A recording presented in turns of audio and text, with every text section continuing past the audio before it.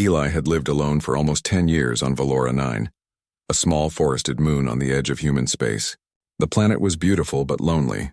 Glowing trees stretched toward the violet sky, and rivers shimmered with a soft, silvery light at night. The occasional creatures of the forest, small and timid, were his only companions. Eli had once been an engineer in the human expansion fleet, a man with friends, laughter, and a life filled with purpose. But a mission that went tragically wrong left him with guilt and pain. Many of his comrades had died, and he had chosen exile over company. His cabin was modest but practical. Solar panels lined the roof, collecting energy from the faint sunlight. A small garden grew near the back, producing food enough for him to survive. The inside smelled faintly of metal and pine resin. Tools were neatly arranged on racks, and shelves held books he had scavenged from old ships. Eli's days followed the same rhythm. He hunted small creatures for food, repaired equipment, and wrote in his journal about dreams he no longer believed he could achieve. One evening, a violent storm rolled across the forest. Winds howled through the glowing trees, and rain battered the cabin walls. Eli had just finished repairing a broken energy panel when a faint sound reached his ears, a cry that did not belong to the forest. Hesitant, he stepped outside, the rain soaking him instantly, and saw 3 figures stumbling toward his cabin. The first thing he noticed was the children, 3 small beings clinging to the legs of the women. Their eyes were wide with fear, glowing faintly in the dark storm. Eli opened the door cautiously, unsure whether he faced enemies, refugees, or something else entirely. The women raised their hands in a gesture of peace. The tallest one, with silver skin that shimmered like moonlight, spoke first. "Please help us," she said, her voice melodic but strained. The second, with soft green scales, and the third with glowing blue markings under her eyes, nodded. Each of them carried a child. They looked exhausted, hungry, and desperate. Eli hesitated for only a moment. Years of solitude had hardened him, but not enough to refuse help to those in clear need. "Come inside," he said, stepping back and holding the door open. Inside, the women settled near the fire while Eli offered them warm food and blankets. The children sat quietly, curious but wary. They whispered in a strange language that Eli could not understand, yet somehow it felt musical. He watched the women, noting their weariness and tension. They had clearly endured a long, dangerous journey. Once they had eaten, they began to explain their situation. Their names were Lyra, Cain, and Sora. They came from different colonies in the Outer Rim, each fleeing a war that had destroyed their homes. The children, innocent and small, had witnessed horrors beyond Eli's imagination. The women's faces, though alien, showed the pain of loss, the fear of being hunted, and the faint hope that someone would protect them. Eli listened quietly, nodding occasionally. He had lived alone for so long that conversation felt awkward, yet he found himself drawn to these visitors. They were strong and brave in ways he had never realized, and despite their weariness, they trusted him enough to come to his cabin. By nightfall, the storm had passed, leaving the forest wet and shimmering under the moonlight. Eli repaired their damaged communication device, discovering that their ship had crashed while escaping the war. The women looked at him with a mix of fear and hope. They had nowhere else to go, and the forest moon was both a refuge and a prison. The next morning, Eli guided them through the thick mist of Valora 9's forests toward a hidden valley in the mountains. The children ran ahead, chasing glowing insects and laughing for the first time in months. Lyra, Cain, and Sora walked behind, their steps cautious but relieved. Eli watched them, realizing that despite his long isolation, he had the strength and skills to protect them. Something inside him had awakened, something he had buried after the tragic mission that brought him here. As they moved deeper into the forest, Eli explained how to avoid predators, how to hide from aerial scouts, and how to find clean water. The mothers listened closely, absorbing every word. The children mimicked Eli's movements, learning survival skills quickly. The group's dynamics began to shift. Eli, who had once thought himself incapable of connection, was now the protector, the teacher, the guide. When they finally reached the valley, a breathtaking sight awaited them. A crystal-clear lake reflected the light of 2 moons, surrounded by tall cliffs and thick trees. It was a perfect place to hide and recover. Eli showed them hidden paths, secret caves, and natural shelters. For the first time in years, he felt a spark of hope that they might survive together. But danger was never far. The hum of distant engines reached Eli's ears. He froze, signaling for the group to stay quiet. The drones patrolling the sky were searching for survivors. Lyra's eyes widened in recognition. They were the same machines that destroyed her home. Eli's heart pounded. He had survived isolation, but now he faced the possibility of losing others he had just begun to care for. He quickly devised a plan. Using fallen branches, rocks, and his knowledge of electronics, Eli set traps along the valley's approach. He taught the mothers how to hide their energy signatures, making them nearly invisible to scanning devices. The children, sensing urgency, remained close, mimicking every move Eli made. By nightfall, the valley was transformed into a hidden refuge, fortified not with walls but with clever traps and human ingenuity. Around the fire that night, the mothers shared their stories with Eli. Lyra spoke of her home city, built from silver spires that touched the clouds. Cain told of floating gardens and forests that glowed at night. Sora whispered of oceans with bioluminescent waves and skies that sang. Eli, in return, told them about Earth, oceans, rain, and songs that could calm storms. The exchange was more than storytelling. It was the beginning of a bond that crossed species and planets. Despite the calm inside the valley, tension lingered outside. The drones had not given up. Eli and the mothers kept watch, learning the patterns of the patrols, predicting movements, and preparing for the inevitable encounter. The children slept fitfully, sensing the unspoken danger. Eli stayed awake, checking traps and repairing defenses, feeling a responsibility heavier than he had carried in years. Days passed in this tense rhythm. Eli taught the mothers to improvise tools, repair energy sources, and even hunt for food without leaving traces. The valley became a safe haven, but not without constant vigilance. The mothers admired Eli's calm under pressure, and slowly their trust in him turned into something deeper. They no longer saw him as just a human. They saw him as a protector, a guide, and the anchor of their fragile new life. One evening, the distant sound of engines returned, louder this time. The mothers tensed, children hiding behind their legs. Eli's mind raced. These were no ordinary patrols. They were searching with intent, a threat that would not give up easily. He checked the traps and positions once more, knowing he might have to lead them into battle. The group gathered quietly. Eli looked at the mothers and children, and without words they understood. Survival depended on trust, intelligence, and courage. Eli's years of isolation had not prepared him for this kind of connection, yet he embraced it fully. His hands, calloused from years of labor, now guided and taught, prepared and defended. As night fell, Eli positioned the mothers and children in hidden alcoves, while he waited near the entrance to the valley. The first drones appeared on the horizon, scanning with bright lights. Eli's heart pounded, but he felt ready. The humans of old had survived countless wars, and he would honor that legacy, not for glory, but for the lives he now protected. The drones drew closer, unaware of the traps and the cunning mind that awaited them. Eli's pulse matched the rhythm of the machine's engines. He tightened his grip on the tools and weapons he had prepared, eyes scanning the dark edges of the valley. The storm of his life, years of isolation, pain, and loss, had led him to this moment. And for the first time in nearly a decade, he was not alone. The first drone tripped a hidden wire, spinning out of control into a shallow ravine. Eli had done more than survive. He had created hope, a sanctuary, and a family. Lyra, Cain, and Sora emerged from the shadows to witness his cleverness. Their eyes shone with admiration and relief. The children clapped softly, their laughter a fragile sound that carried through the valley. As the night deepened, Eli understood something profound. He had chosen solitude for years, believing himself unworthy of connection. But survival was no longer enough. Protecting others, guiding them, and sharing life's beauty had given him purpose he thought he had lost forever. The first part of their journey ended not with victory, but with resolve.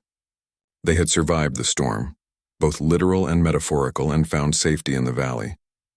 The bond between the human and the three alien mothers, along with their children, was forming into something unbreakable. Eli looked out at the forest beyond the valley, the faint glow of distant drones flickering like stars.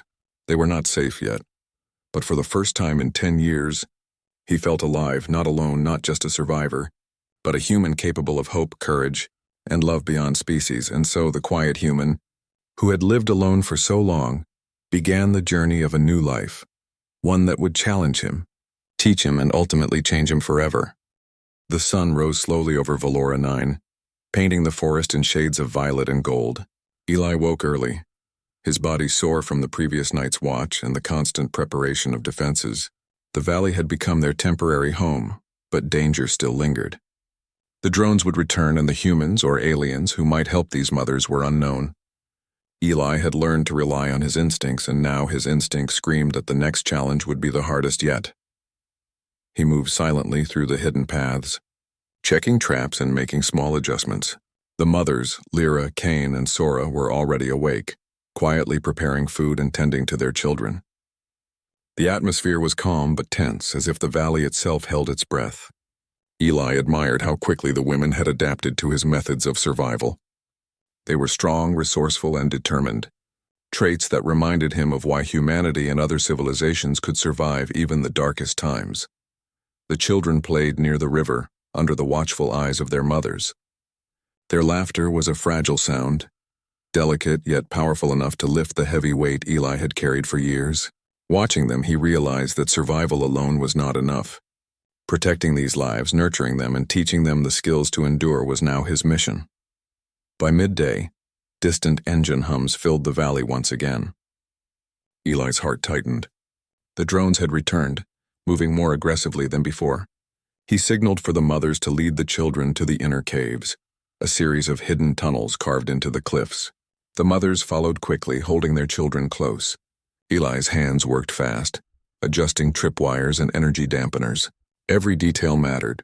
One mistake could cost lives. The first drone appeared above the valley, its metallic surface glinting in the sunlight. Eli had already set a trap, wires connected to the drone's stabilizers designed to pull it off balance.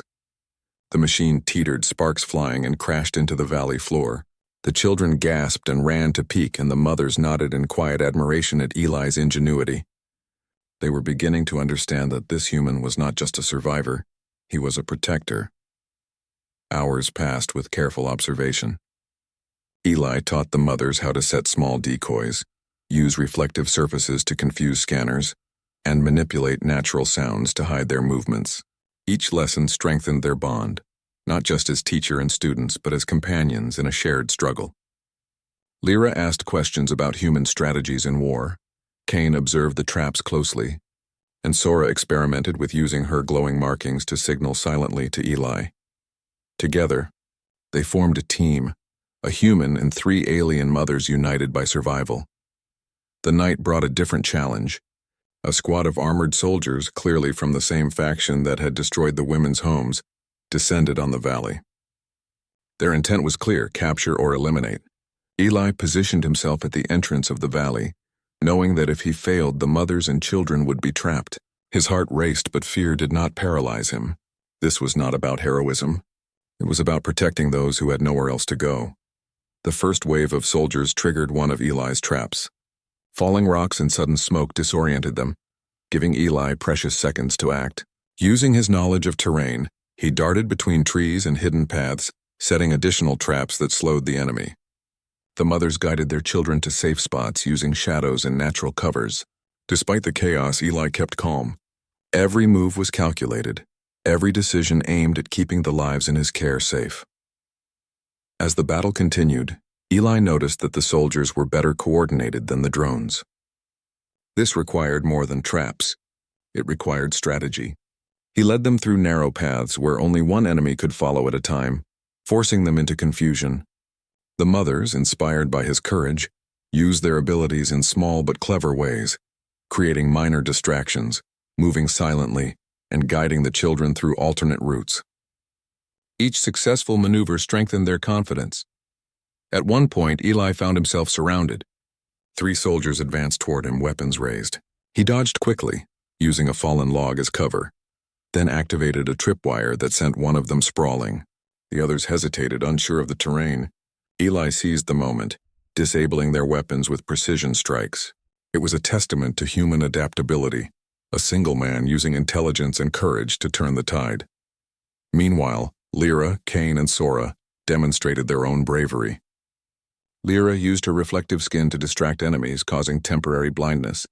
Cain used her strength to push fallen debris into enemy paths, slowing them down. Sora's subtle glowing signals coordinated with Eli's movements, allowing them to ambush the soldiers one by one. The valley became a theater of clever survival, not sheer force, and the human-alien team emerged stronger with each encounter. By dawn, the valley was quiet again. The soldiers had retreated, some injured, all defeated. Eli, though exhausted and battered, stood with a sense of fulfillment he had not felt in years. He had faced danger head-on, not for glory but to protect those who had nowhere else to turn. The mothers and children emerged from hiding, their expressions a mix of relief, awe, and gratitude. They no longer saw him as just a human. He was their protector, their anchor in a universe that had shown them cruelty and chaos. The following days were spent reinforcing the valley. Eli taught the mothers more advanced survival tactics, showing them how to predict patrol patterns, use natural camouflage, and even repair small technology. The children learned quickly, running mock drills, climbing trees, and practicing stealth. Each success, each lesson, reinforced the bonds between them.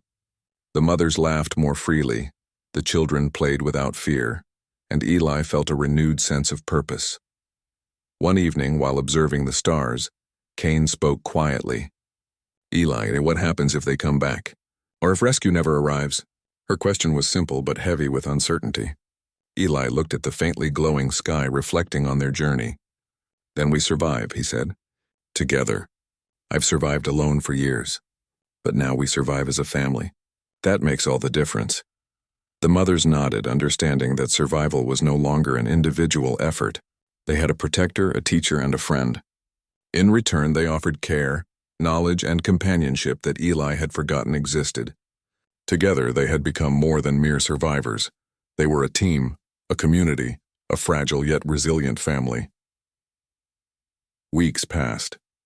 Eli's reputation among the mothers grew.